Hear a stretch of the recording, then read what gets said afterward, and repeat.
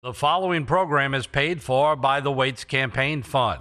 A panel from the Terrebonne Parish DA's office answered questions from businessman Mark Black so that you could better understand your DA's office and how the office itself works. We now join Mark Black for a comprehensive look at the Terrebonne Parish District Attorney's Office. My name is Glenn Bourgeois. I'm the Director of Probation Services at the DA's office. I supervise all of the probation, diversion, and pretrial release programs associated with the programs office. Hi, I'm Bernadette Pickett. I'm an Assistant District Attorney and I'm an Executive Director of the Terrebonne Children's Advocacy Center. Hi, I'm Kevin Guidry. I'm the Administrator of the Terrebonne Parish District Attorney's Office. I'm Danny Smith, and I am the Drug Court Coordinator for the Terrebonne Parish District Attorney's Office. Also, am the Director of the Domestic Violence Program and the Administrator for the DWI Court. Hi, I'm Clarence McGuire with the Terrebonne Drug Court and DWI Court. I'm the Treatment Director. Kevin, a question for you.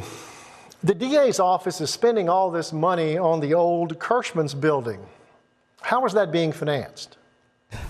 We were able to acquire the old Kirschman's facility, which we now call our programs office at 118 Armour Drive, for a fraction of the appraised value of the cost, because we were able to give the seller a tax benefit for allowing us to purchase it at a much reduced price.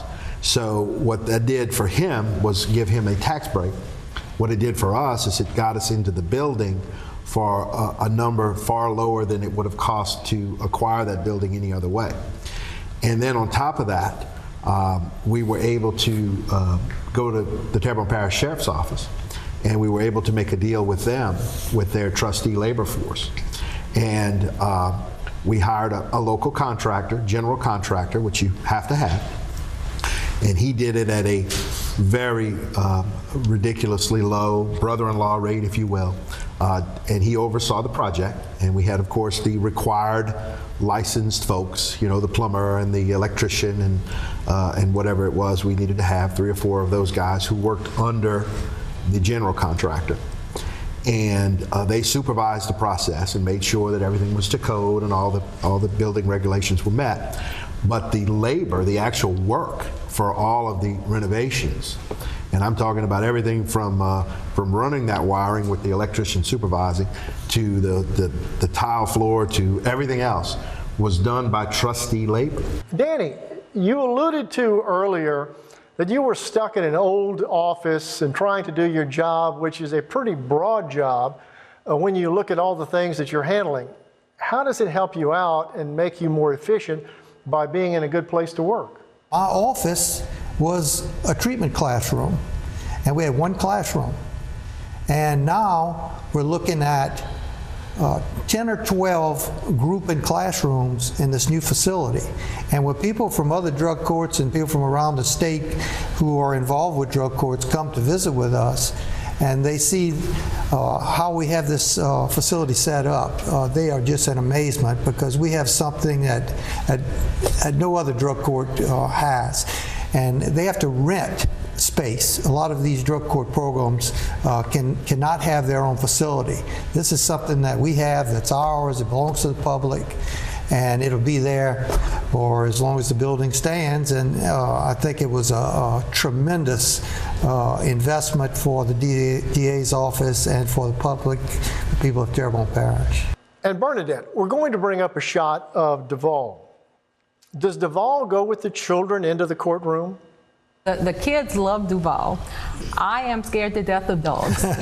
So when Mr. Waits, with one of his other programs he was going to bring in, he says we're going to get a treatment dog. And I said, okay, I'm going to work from my iPad at home in bed. But Duval, I even pet Duval. The kids love Duval. They come in and our interviewer asks them if they like dogs, and they'll tell her yes, and she said, well, would you like me to show you a dog? And I'm telling you, Duval's tail goes to wagging, those kids start smiling, and one little kid did not want to tell us the story of what happened to her, but she told Duval. So Duval helped us get a disclosure and helped us, we're going to move on with that case because the kid told Duval. So Duval's an asset to the Advocacy Center. I'm here with Duval, the facility dog for the Children's Advocacy Center. Duval, a highly trained black lab, is one of the methods that the Advocacy Center uses to help kids relax and better tell their story about child abuse. If you know any child who is a victim of child abuse, please contact the Terrebonne Parish District Attorney's Office. The Children's Advocacy Center protects abused children every day. When it comes time for court, Duval is also present. Duval comforts them because as I said before, there's some legal reasons why the child will have to go into the courtroom, okay, for trial purposes. The child has already disclosed to Duval, so now when it's time for them to tell their story and have to be under cross-examination, Duval is that comfort for the child. They see that friendly face, they have the dog that they can pat and feel comfortable with. So Duval is very important to all of my child victims. What exactly is drug court, the DWI court? Who's eligible? Take us through that whole process. Well, it all started back in 2001 when Mr. Waits applied for a grant through the federal government, and he was awarded a grant.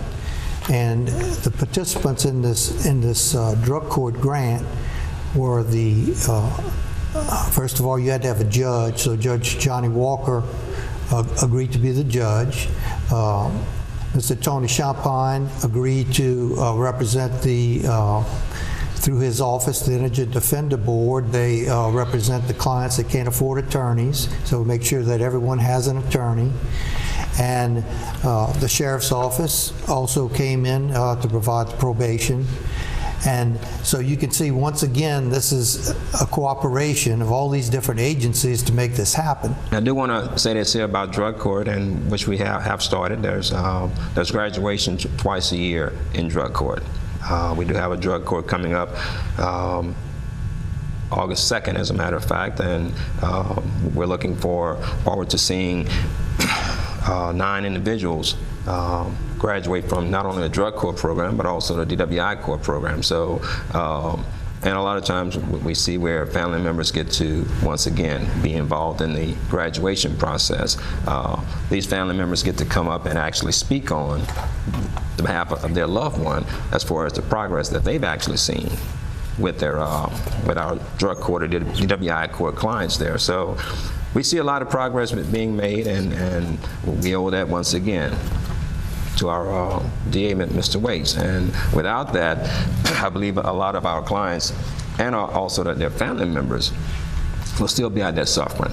Okay, and that's why we get to see a tremendous impact and make a tremendous impact on the lives of others out there. I like to be on the front burner. I like to move forward, and I like to be very progressive.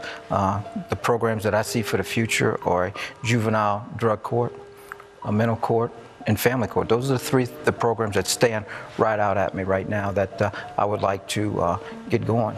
I know we've worked very closely with Judge Johnny Walker. He's been a blessing to our community and a blessing to our drug court. He's in favor of these, and he is also wanting to move forward in developing these as well as the other judges. But Judge Walker kind of stands out because he's been with our drug court for such a long time. I want to jump to the DWI program. In past years, if you go back to the early years, at least go back 30, 40 years perhaps, everybody seemed to get behind the wheel of a car and didn't know how they got from point A to point B. But then all of a sudden, there started to be a big emphasis on a DWI crackdown. Today's world, because of all the accidents, because all of the traffic, because an increased amount of drinking and driving that's going on, it's much more serious. And if you get arrested for a DWI, you may lose your job, you may ruin your life, it may cost you a fortune to get through it. And I happened to be at a National Drug Court Conference, and they had a map of all the DWI courts in the United States. And naturally my eyes went straight to Louisiana, and there was a zero. There were no DWI courts in the state that has one of the highest number of people drinking and driving. It made absolutely no sense. So I went straight to Mr. Waits, And I asked Mr. Waits, what should we do about it? And he said, well, start a DWI court. He said, I said, well, where are we going to get funding? So we got with the state police, because the state police are very involved with DWIs and the Highway Safety Commission, and they pointed us in the right direction, and we were able to start a DWI court. Now, the difference between our DWI court and DWI courts across the country is that we wanted ours to be a prevention type court, that first and second offenders drive numerous times, maybe 100 times, before they get caught. And first and second offenders, as we're finding out, not only have alcohol issues, but they also have drug issues. And a lot of them are drug addicts, just like and alcoholics, and they just happen to be finally getting caught for a DWI, their first one or their second one. Well, when you get a third offense DWI, that's a felony, and you're looking at a minimum of 1 year in prison. Well, the public, they weren't aware of that consequence, first of all. They thinking that, oh, DWI, I'm just going to get a slap on the wrist. Well, it's much more serious than that.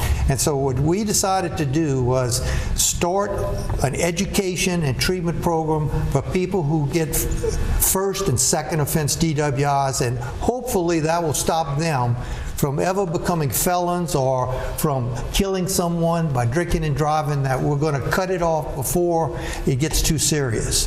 This is just another example of one of Mr. Waits' programs. We haven't talked about elder abuse, but we've seen Mr. Waits do a marketing campaign on elder abuse, and we've talked about children, and we've talked about criminals, but the elderly were being abused. It's another serious effort by Mr. Waits to bring attention to something that a lot of people didn't want to admit was actually taking place. Who wants to handle that? Dixie Brown is a prosecutor. Dixie came into the office at Mr. Waits' request, specifically to handle elder abuse cases. I guess a few years ago, we noticed the trend, unfortunately, that they had some caretakers, some family members who were taking advantage of the elderly. You know, they would go in, they would say, okay, you know, I'm going to take care of you, but then bank accounts started to go down, and that's just one of the situations. Unfortunately, you had caretakers who were actually neglecting, not that they were there to take care of them, they weren't only not taking care of them, some of them were actually physically harming these people. So Mr. Waits saw an increase in cases like that, felt it was very necessary to bring in someone who was passionate about handling those kind of cases. He brought Dixie in, and she's doing a great job helping the older members of society, helping their families who may not be here. You know, they're in different states or different parishes, and they thought that they were leaving their loved ones in a safe place, and it's not. And Dixie's very conscientious about handling these cases. I've seen so many elderly people be taken advantage of. People come in as sitters, as friends, and they're stealing from them. They're writing checks out there, and they don't know. They don't have a clue. At some of their ages, they don't know how to balance a checkbook, and next thing you know, they're cleaned out and had no clue. You know, the person's gone. We don't know what happened. That's why we started. And we had the first elderly abuse program like this in the state. It was recognized by Attorney General Charles Foti as the first one and the best one at that time, and he recognized the Terrebonne Parish District Attorney's Office as being the most aggressive in that area, and that made us very happy. But yes, I think we need to fight for our elderly and make sure that they're okay and they get the things that they need and they're not taken advantage of. That's the most important. Many elderly adults are abused in their own homes or by those entrusted to their care. Elder abuse can take the form of intimidation through yelling or threats, humiliation and ridicule, habitual blaming or scapegoating, ignoring the elderly person, isolating an elder from friends or activities, and terrorizing or menacing the elderly person. I'm Joe Waits Jr. If you know anyone abusing our elderly, please give me a call at 873-6500. It will not be tolerated. So a lot of programs have been brought in to give people a second chance. And that's a resonating theme I'm hearing from those of you on the panel. So give somebody the chance who's willing to go through what it takes to get that chance, and they're going to put in the amount of time necessary to do it. And I'm going to ask the question again from the panel. Without these programs, where would the parish be? Tell me in your own answers, what did Mr. Waits' imprint on that program mean not only to the community, but to you individually? The probation programs, one of the biggest impacts I think that these community supervision programs have is, and some of it has been touched on already, one is reserving valuable jail space for the hardened, repeat, violent criminals that I think we all agree that's where they need to be. And with jail space at a premium, which we've talked about that already, if we can supervise these people in the community where they are paying taxes, meeting family responsibilities, taking care of their kids, maintaining stable employment, then those people have an opportunity to, upon accepting the consequences of what they've done, and as I said earlier, making sure that they take all the restorative steps necessary to make that victim whole again. To the extent that we can do that, I believe the community is benefited by having them, having that case handled and disposed of in that manner, as opposed to using valuable jail time to house somebody. One of the ways that our pretrial release program accomplishes that as well is that our judges have the option of letting people, appropriate offenders out awaiting trial. Serve the public. That's what we're here to do. Serve the public, give them service, help them. And if you can't help them, tell them you can't help them, but just do it politely, and they'll understand. They may not be happy with you, but they'll understand it at some point. And so God, my family, my employees, and I'm a very blessed man. He's a good guy. You know, he's there to help people. You know, I guess one word describe Mr. Waits as caring. Because Mr. Waits had the vision to bring these programs in and to expand and enhance other programs. Mr. Waits will call me and say, I've got a family in my office and their child has a drug problem. What can we do to help them? They don't have any charges, but it's a person in the community who needs help, and he is genuinely concerned about that person. Mr. Waits is one of the kindest men I have ever met. When I came to work for him, I never dreamed that the district attorney's office had all these programs. I was naive to think that they're all about putting people in jail, and I was going to work for a man that was putting everybody in jail. I didn't really know that he had programs to help people, and that I was going to be a part of that, which is very satisfying, because I was in the school system all those years, and you can see children grow and you can feel success. But if you want to feel success, ask my treatment people, come to one of our graduations. Drugs affects people from all walks of life.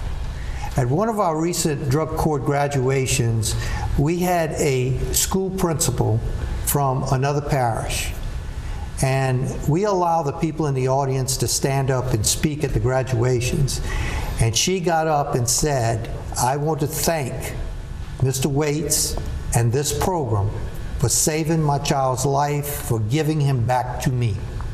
This is a principal of a school who you would think that their child would be perfect and have nothing wrong in their life.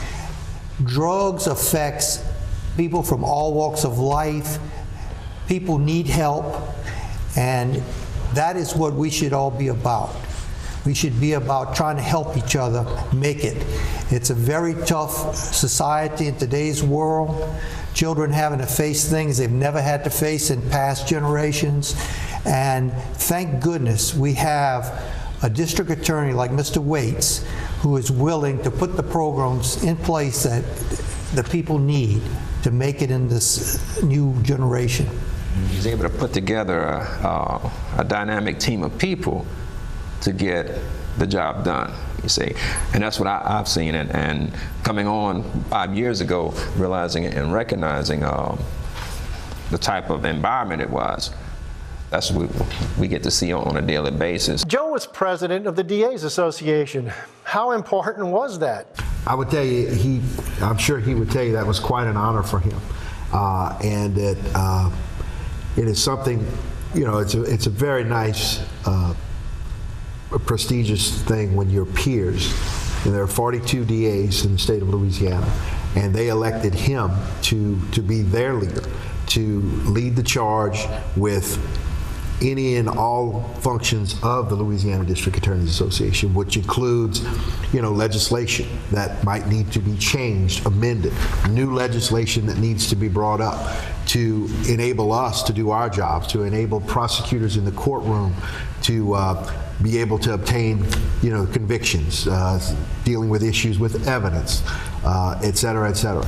So that was quite an exciting time for us, and I think it's certainly a tremendous honor and something that we all are very proud of it for. Danny, tell me about domestic violence. Of course, it's a big media story right now. How's the DA's office in Terrebonne handling that? First of all, Mr. Waits recognizes that there's a domestic violence problem not only across this country, but also right here at Terrebonne Parish. If you talk to any law enforcement person, they're going to tell you that when they go on a domestic violence call, it's one of the most dangerous situations there is, because they don't know what to expect. They don't know if they're going to have a man or a lady with a weapon, or whether it's an argument that is so violent that they need backup. It's a very dangerous situation, and many police officers are killed in the line of duty answering domestic violence calls. Right now there's an uproar in the NFL with athletes who've been accused of domestic violence. Every 9 seconds in the United States of America, a woman is assaulted or beaten in a domestic violence situation. And something has to be done. And Mr. Waits started a program since I've been here in 2001. We have had thousands of men and women who come through our program and get education, and we provide them with treatment as far as how they look at each other. We discuss their problems of how to get along with each other, how to diffuse their anger. Right now we have over 200 enlisted in our domestic violence program, and we have maintained a list of 200 for the last 10 years at least. So every file that comes into the office, once it's screened and a victim is identified, a letter goes out. They get a letter explaining to them that we're aware that you're out there and that you're a victim, that we will continue to process your case along. We will let you know who the prosecuting attorney is when different court dates are set. But that initial letter is to say, hey, we recognize you're a victim. If you need anything before it goes to the next step, you call me. On a daily basis, I may get 5, 10, 15 phone calls. We handle those phone calls. I'm able to tell them, I know you're here. They want to send restitution requests or something right then and there. They send them to me. I make sure it gets to the correct attorney. We have a victims services coordinator on staff as well that will walk them through anything from victim impact statements saying how they feel about what happened to them. But the minute we identify a victim is identified in the case, a letter goes out and say, hey, we're here for you. Let us help you. Women are often caught in abusive situations and they don't know how to get out. They are threatened, and if they file charges, they're beaten. If they don't, next time if someone feels like they got out of line, they're beaten again, and it's a revolving door that they just can't get out of. And I recognize that. That's why when I get a report of domestic violence, we go forward with it. Can we go forward in every case? Sometimes we don't have all the evidence we need. Sometimes we have victims that refuse to cooperate. We have actually taken cases where the victim has refused to cooperate and gone forward and gotten convictions without the victim. It's very difficult to do, but that's how far we go in order to try to take a person that's beating and abusive to a lady and get them out of the situation. You've seen Joe in the community. We've seen DAs in every city, different breed of people, prosecutors by nature. But Joe's different. He's in the community. You've watched him with people. How does he do with people? I've been working for Mr. Waits since 2001, and it's my 45th year of public service, and I can tell you that I've never worked for anyone who was as creative as Mr. Waits, and personally, I would work another 45 years if I could, because Mr. Waits is such a fine gentleman, a great public servant, and I certainly want to let everyone know that I'm with Joe. I've been with the agency for about 5 years now and enjoyed every part of it. I will say also that I am with Mr. Waits. Thank you. My family, my wife, my parents, my father just passed away. It's just, I've been very blessed in what I've had. Another big blessing is all the very devoted employees that I have that work for the District Attorney's Office. It is unbelievable. These people serve the public every day. And as I tell the ADAs when they come in with an issue, do what's right in your heart. I tell the others, serve the public. That's what we're here to do. Serve the public, give them service, help them. If you can't help them, tell them you can't help them, but just do it politely, and they'll understand. They may not be happy with you, but they'll understand it at some point. And